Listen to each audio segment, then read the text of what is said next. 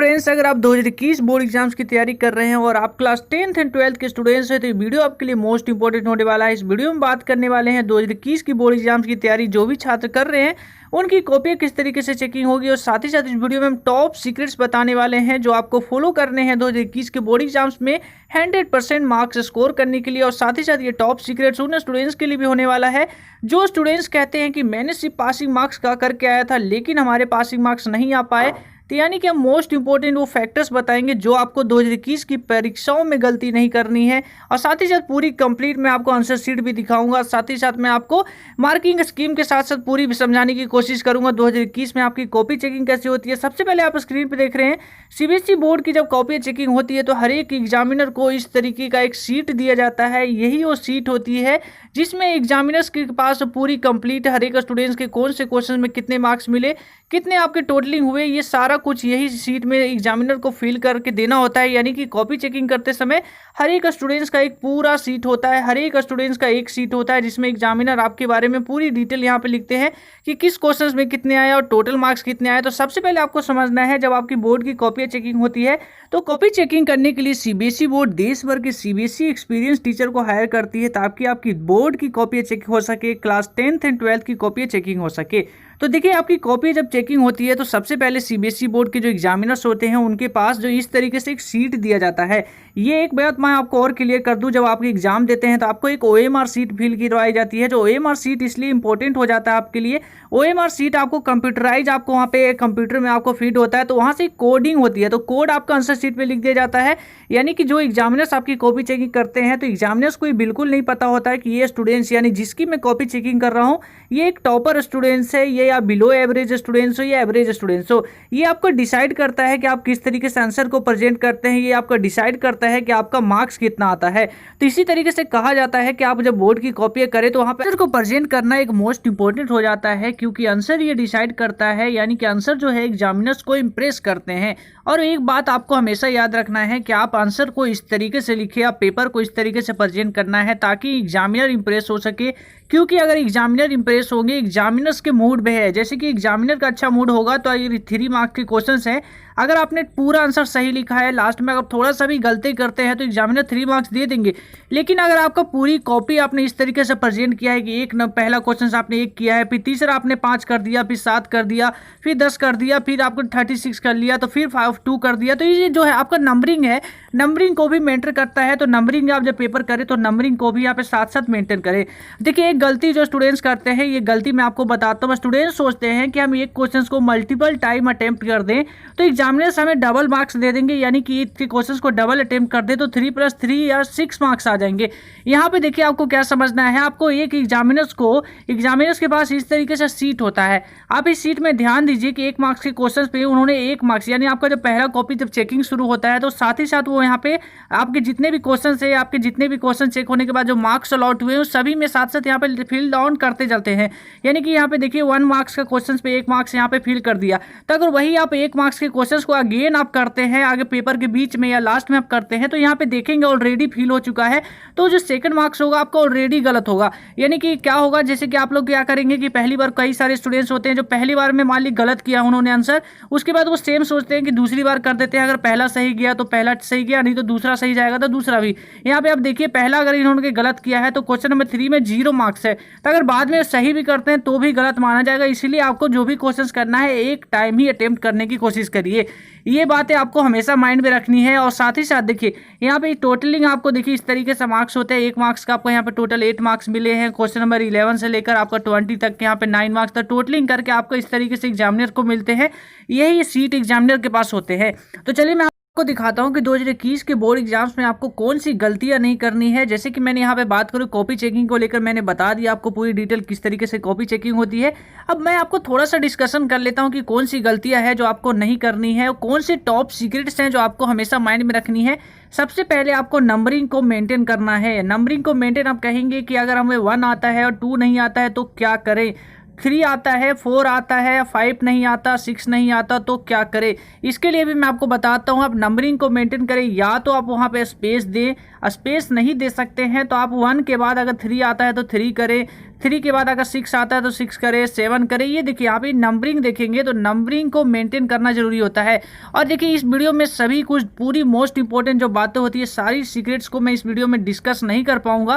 तो अगर आप कहेंगे कि पूरी ओनली फॉर एक पर्टिकुलर डेडिकेटेड वीडियो बनाई जाए इसी पे कि आंसर्स को किस तरीके से प्रेजेंट करना है, किस तरीके से हमें 2021 के बोर्ड एग्जाम्स में आंसर लिखते समय कौन सी गलतियां नहीं करनी है, कौन से पॉइंट्स हमें ध्यान रखना है, तो उस पर मैं आपकी पूरी डिटेल वीडियो बहुत ही जल्द प्रोवाइड करा दूंगा। तो चलिए मैं आपको यहाँ पे पूरा बता देता हूँ कि कौन सी गलतियाँ नहीं करनी है। जैसे कि मैंने आपको पहले आपको दिखाता हूँ, ये सीट देख लीजिए।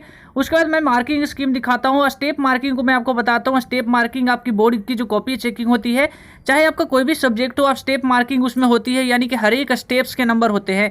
तो कहा जाता है कि आप जो पूरी भी क्वेश्चंस को करें, तो यहाँ पे देखिए क्वेश्चंस को करने का तरीका होता है डायरेक्ट सॉल्व नहीं कर देना। क्वेश्चंस को करने का मतलब होता है उसमें पर्टिकुलर जो क्वेश्चंस में दिया गया है, पहले हम गिवन लिखें, उसमें फॉर्मूलाज पुटअप करें, वैल्यू करें। क्योंकि आप यहाँ पे देखिए अगर आपको कोई क्वेश्चंस नहीं आता है तो यहाँ पे डायग्राम बनाकर यहाँ पे आप गिवन भी लिखते हैं, तो आपके यानी कि 3 मार्क्स के क्वेश्चंस में 1 या 1 से 5 मार्क्स जो है आपकी यहीं पे बन जाते हैं। एक बात आपको हमेशा माइंड में रखना होता है, जब सीबीएसई बोर्ड की जो ओनली फॉर सीबीएसई बोर्ड के जो स्टूडेंट्स होते हैं, सीबीएसई बोर्ड की जो कॉपी चेकिंग जो मार्किंग स्कीम होती है उसमें ये तय किया जाता है कि जैसे मान ली कि आपने पूरा 3 मार्क्स का क्वेश्चन है, स्टेप मार्किंग आपने फर्स्ट में गिवन लिखा, सेकंड में आपने फॉर्मूला लिखा, थर्ड में आपने सोल्व किया और लास्ट में आंसर। ये देखिए 4 पॉइंट पे मैंने आपको दिखाया है 3 मार्क्स के क्वेश्चंस में। तो पहले 2 पॉइंट के आपको मार्क्स मिलेंगे यहाँ पे 1 मार्क्स, दूसरे आपके पॉइंट के मिलेंगे, यानी कि यहाँ तक आप पूरा सोल्व कर देते हैं तो आपको 1.5 मार्क्स हो जाते हैं, यानी 2.5 मार्क्स यही हो गए।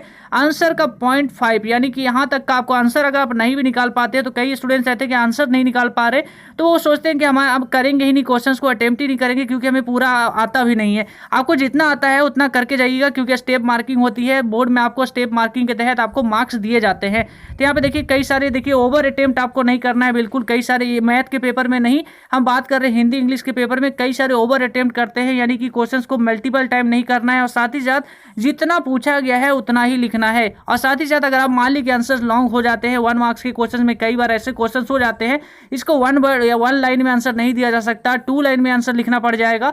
तो साथ ही साथ जो एग्जैक्ट पॉइंट है उसे आप हाईलाइट करिए ताकि एग्जामिनर को सबसे पहले वो क्लियर दिख सके। तो इस तरीके से आपको आंसर को रिप्रेजेंट करना है। और यहाँ पे देखिए गलतियां क्या करते हैं, यहाँ पे भी गलतियां होती है। आपको जो क्वेश्चंस में है डायरेक्ट करने की कोशिश ना करें, आपको स्टेप मार्किंग के तहत करनी है, यानी स्टेप मार्किंग हर एक स्टेप्स के मार्क्स होते हैं। तो पहले आपको जो पूरी प्रॉपर ढंग से करनी है, मैथ की बात कर रहे हैं, साथ ही साथ फिजिक्स केमिस्ट्री की बात करें या हिंदी और इंग्लिश जैसे थियोरटिकल जो पार्ट है उसमें आपको ज़्यादा लिखने की कोशिश नहीं करनी है, यानी कि जितना आपको पॉइंट बाई पॉइंट आंसर लिखेंगे तो आपको फायदा मिलेगा। यानी पॉइंट यानी कि जो आप देखेंगे, आपको मैं आपको मार्किंग स्कीम दिखाऊंगा तो वहाँ पे आपको अच्छी तरीके से समझ में आएगा।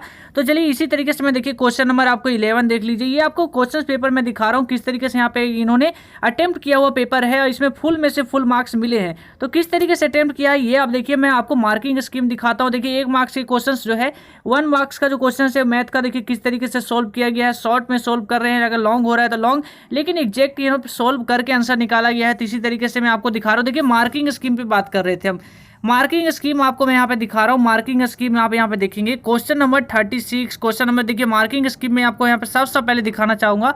मार्किंग स्कीम में यहाँ पे देखिए सबसे पहले क्या है, मार्किंग स्कीम में देखिए यहाँ पे पूरा आपको दिखाना चाहूंगा। आपको यहाँ पे देखिए पहले डायग्राम्स बना दिया गया क्वेश्चंस में, लेट द हाइट ऑफ, ये सब जो गिवेंस लिखे गए, फॉर्मूले पुट अप कर लिए गए, यहीं से आपका 1 मार्क्स बन गए हैं।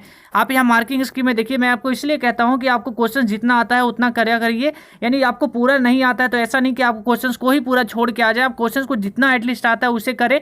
ये मैथ की बात होगी, इसी तरीके से हिंदी इंग्लिश जैसे कई सारे फिजिक्स केमिस्ट्री सब्जेक्ट है, तो उसमें भी आपको स्टेप मार्किंग के तहत मार्क्स मिलेंगे। ऐसा नहीं है कि आप पूरा नहीं कर पा रहे हैं या लास्ट तक सोल्व नहीं कर पाए तो आपका आंसर में मार्क्स नहीं मिलेंगे। स्टेप मार्किंग यहाँ पे देखिए 1 मार्क्स यहीं तक मिल गए, अगर यहाँ तक सोल्व कर रहे हैं तो आपको यहाँ पे 2 मार्क्स मिल गए। ये बस एक पॉइंट का आपको देखिए मार्क्स मिलते हैं कि अगर यहाँ तक आप सोल्व कर पा रहे हैं। देखिए मैं ये चीज़ आपको दिखाने वाला था, यहाँ तक आप सोल्व कर पाते हैं तो एटलीस्ट आपके क्वेश्चंस का 1 मार्क्स 2 मार्क्स 3 मार्क्स और 4-5 मार्क्स आपको यहाँ पे टोटल मिल चुके हैं। 6 मार्क्स के क्वेश्चन में आपको 5 मार्क्स केवल यहाँ तक के सोल्व करने के मिले हैं।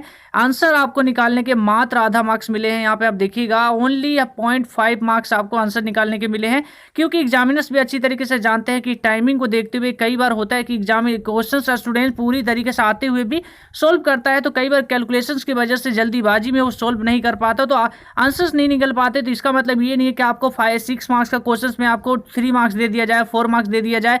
अगर आपका आंसर सही नहीं है तो आपको यानी कि आपका लास्ट तक आपने सोल्व किया, लास्ट में आंसर भी नहीं निकल पाया तो 6 में से आप 0.5 यानी कि 5.5 या 6 तक भी आप एक्सेप्ट कर सकते हैं। इस तरीके से आपको स्टेप मार्किंग के तहत मार्क्स दी जाती है। तो इसलिए कहा जाता है कि आप पेपर जो करें अच्छी तरीके से रिप्रेजेंट करें, क्योंकि पेपर में आपको रिप्रेजेंटेशन जो होती है आंसर शीट का वो आपको डिसाइड करता है मार्क्स को लेकर। तो इसी तरीके से आपको कई सारी ये वीडियोस में मैंने बताया पेपर को प्रेजेंट करने के कई सारे तरीके हैं, कई सारे सीक्रेट्स हैं, तो उनको मैं आपको लेकर आपको जल्दी वीडियो प्रोवाइड कराऊंगा। तो नीचे आप कमेंट करेंगे तो मैं जल्द से जल्द आपको वीडियो प्रोवाइड करा दूंगा। फिलहाल मैंने इस वीडियो में आपको बताया कि कॉपी चेकिंग कैसे होती है और कौन से टॉप सीक्रेट्स यानी कि कुछ आपने सीक्रेट्स भी आपके साथ डिस्कस किए जो आपको गलतियां नहीं करनी है 2021 की बोर्ड परीक्षाओं में आंसर लिखते समय। आपको मैंने बताया कॉपी चेकिंग किस तरीके से होती है। तो आई होप आपके ऑल डाउट्स क्लियर हो गए होंगे। अगर फिर भी आपके मन में कोई क्वेश्चन है तो नीचे कमेंट कर सकते हैं। आप हमारे टेलीग्राम चैनल पर नहीं जुड़े हैं तो टेलीग्राम पे चैनल पे जुड़ जाइए, क्योंकि 2021 की बोर्ड एग्जाम से रिलेटेड हर एक कंटेंट मैं आपको वहां प्रोवाइड कर रहा हूं। तो उसका लिंक मैंने आपको डिस्क्रिप्शन में दे रखा था, वहां से आप सीधा जाके आप वहां जुड़ सकते हैं। और वही अगर आपने सीखे हिंदुस्तान को इंस्टाग्राम फॉलो नहीं किया है तो इंस्टाग्राम पे भी फॉलो कर लीजिएगा, क्योंकि वहां पर भी आप हमसे कनेक्ट हो सकते हैं, डायरेक्ट हमसे क्वेश्चंस को पूछ सकते हैं। तभी इस वीडियो में इतना ही। वीडियो अच्छा लगे तो वीडियो को कर दीजिएगा लाइक। जय हिंद।